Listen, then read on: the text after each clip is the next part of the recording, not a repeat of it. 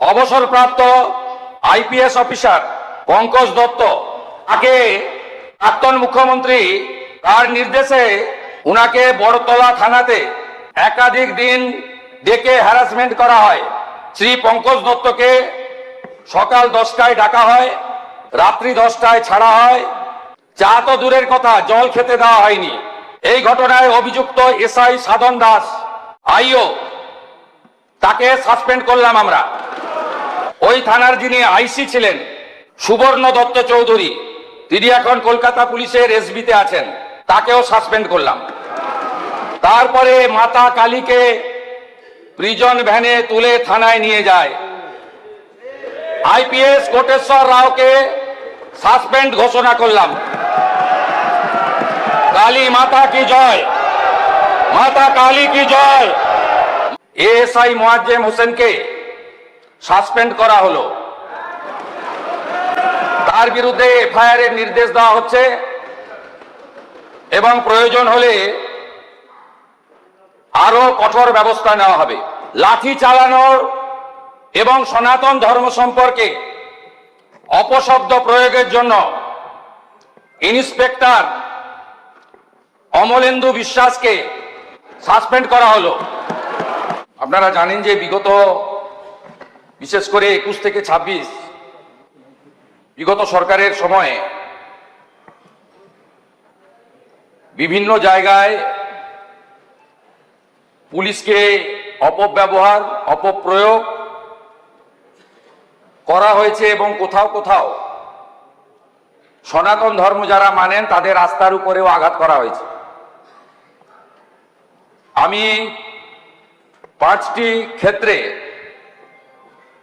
ঘটনা উল্লেখ করব এবং স্বরাষ্ট্র দপ্তরের পক্ষ থেকে আমরা কিছু সিদ্ধান্ত নিয়েছি সেটা জানাবো। প্রথম হচ্ছে উত্তর দিনাজপুর জেলার কালিয়াগঞ্জে, সেখানে ক্লাস 9-এর একজন ছাত্রী রাজবংশী পরিবারের, তাকে নৃশংসভাবে শারীরিক অত্যাচার করে খুন করা হয়। তার দেহ পুকুরে ভেসে ওঠে এবং স্থানীয় তৃণমূল কংগ্রেসের উপপ্রধানের ছেলে অভিযুক্ত হয়, গ্রেপ্তার হয়। সেই গ্রেপ্তার না হওয়ার জন্য এলাকার মানুষরা শান্তিপূর্ণভাবে কালিয়াগঞ্জ থানার সামনে বিক্ষোভ দেখানোর জন্য জড়ো হন। পুলিশের সঙ্গে বচসা হয়, পুলিশ জোর করে রাস্তা থেকে পরিবারকে সরিয়ে দিয়ে বলপ্রয়োগ করে ওই ছোট্ট কন্যাটির দেহ টিভিতে, মিডিয়াতে, সোশ্যাল মিডিয়াতেও ভাইরাল হয়েছে। কিভাবে বিবস্ত্র অবস্থায় দেহটাকে নিয়ে গেছিল। এই আন্দোলনকারীদের বিরুদ্ধে পুলিশি ধরপাকড় চলে। একজন রাজবংশী যুবক, নাম তার মৃত্যুঞ্জয় বর্মন, তিনি শিলিগুড়িতে একটি অস্থায়ী কাজ করতেন। তার বাড়িতে তিনি এসেছিলেন গ্রামে একটি বিবাহ অনুষ্ঠানে যোগ দিতে। উনার জ্যাঠামশাই আন্দোলনে গেছিল, তাকে গ্রেপ্তার করার জন্য পুলিশের টিম পৌঁছায় রাত্রি 2টোয়। উনার জ্যাঠামশাইকে না পেয়ে মৃত্যুঞ্জয় বর্মন দরজা খোলে। কালিয়াগঞ্জ থানার এএসআই মোয়াজ্জেম হোসেন, তিনি সরাসরি বুকে গুলি করে মৃত্যুঞ্জয় বর্মনকে খুন করেন। বিগত রাজ্য সরকার কোনো ক্ষতিপূরণ দেয়নি। আমি তৎকালীন বিরোধী দলনেতা ছিলাম, অ্যাটেন্ডেন্ট পেতাম। আমি মৃত্যুঞ্জয় বর্মনের স্ত্রীকে অ্যাটেন্ডেন্টে কাজ দিই, পরবর্তীকালে পার্মানেন্ট হয়ে যায় 12 মাস পরে। আমরা ক্ষমতায় আসার পরে এর প্রাথমিক তদন্ত করেছি। এএসআই মোয়াজ্জেম হোসেনকে সাসপেন্ড করা হলো। তার বিরুদ্ধে এফআইআর এর নির্দেশ দেওয়া হচ্ছে এবং প্রয়োজন হলে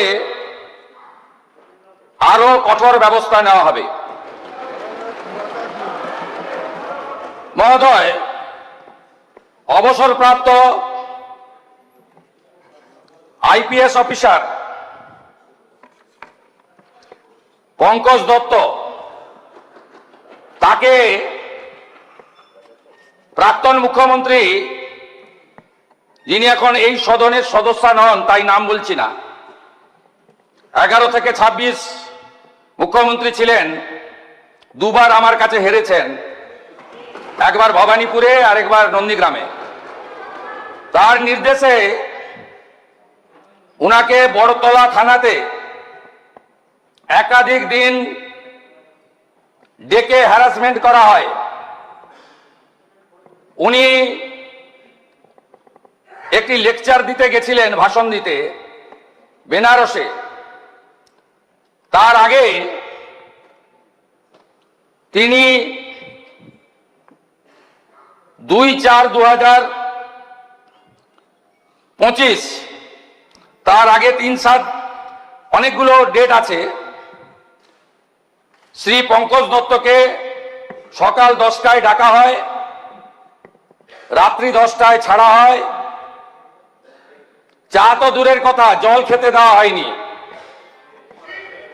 আমি তৎকালীন এমএলএদের নিয়ে থানার বাইরে বিক্ষোভ দেখিয়েছিলাম। এই ঘটনায় অভিযুক্ত এসআই সাধন দাস, আইও, তাকে সাসপেন্ড করলাম আমরা।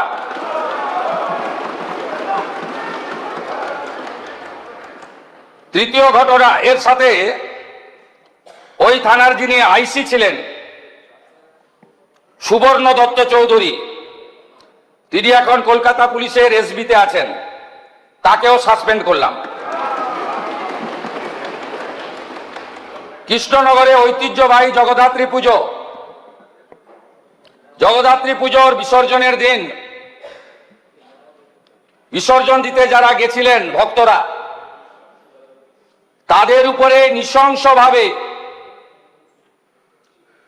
লাঠি চালানোর এবং সনাতন ধর্ম সম্পর্কে অপশব্দ প্রয়োগের জন্য ইন্সপেক্টর অমলেন্দু বিশ্বাসকে সাসপেন্ড করা হলো। তার বিরুদ্ধে ডিপার্টমেন্টাল প্রসিডিং শুরু হবে। দক্ষিণ 24 পরগনা জেলার সুন্দরবন পুলিশ জেলার কাকদ্বীপের সূর্যনগরে কালী পুজোর সময় মাতা কালীর মূর্তি ভাঙা হয়। সেই কালী মাতার মূর্তি অর্থাৎ আস্থাতে আঘাত করার জন্য এলাকার মানুষ প্রতিবাদ করেন। প্রতিবাদ অনেকক্ষণ চলে। বেলা 12টার সময় তৎকালীন সুন্দরবন জেলার পুলিশ সুপার আইপিএস কোটেশ্বর রাওর নেতৃত্বে 500 পুলিশ গিয়ে জনতাকে ছত্রভঙ্গ করে, ব্যাপক লাঠিচার্জ করে। এই পর্যন্ত নয়, ঠিক ছিল। তারপরে মাতা কালীকে প্রিজন ভ্যানে তুলে থানায় নিয়ে যায়। আইপিএস কোটেশ্বর রাওকে সাসপেন্ড ঘোষণা করলাম। কালী মাতা কি জয়, মাতা কালী কি জয়, মাতা কালী কি জয়।